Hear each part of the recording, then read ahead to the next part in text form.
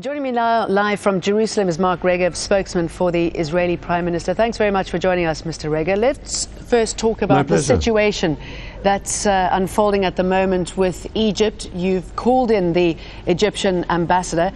What did you have to say to him? How concerned are you?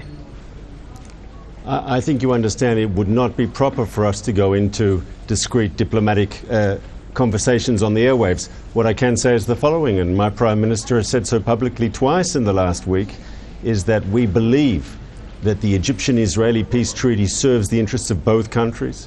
We remember a time when Israel and Egypt fought wars. Thousands of people on both sides of the frontier were killed in those wars. We don't want to turn the clock back. We want the peace to stay strong. We think that's an interest of all nations of the world who want to see peace in the Middle East.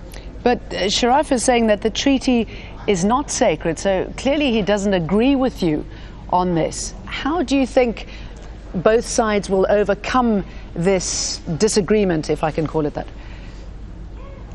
I'd only like to say the following. I think peace is an interest of both sides. Once again, what is the alternative?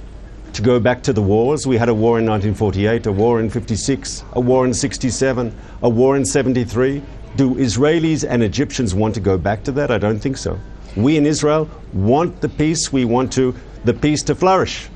And we hope that the Egyptian side shares our view. They've said so publicly that they do. How's Israel feeling at the moment? You've got the Egyptians turning against you. You've certainly seen a dramatic change of stance from Turkey.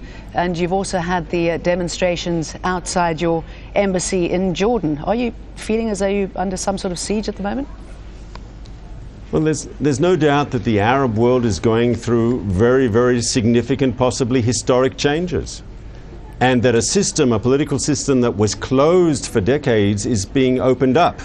And just as forces of freedom and democracy are coming forward, I think we're also seeing extremist elements that don't believe in democracy, don't believe in liberty, and also don't believe in peace with Israel.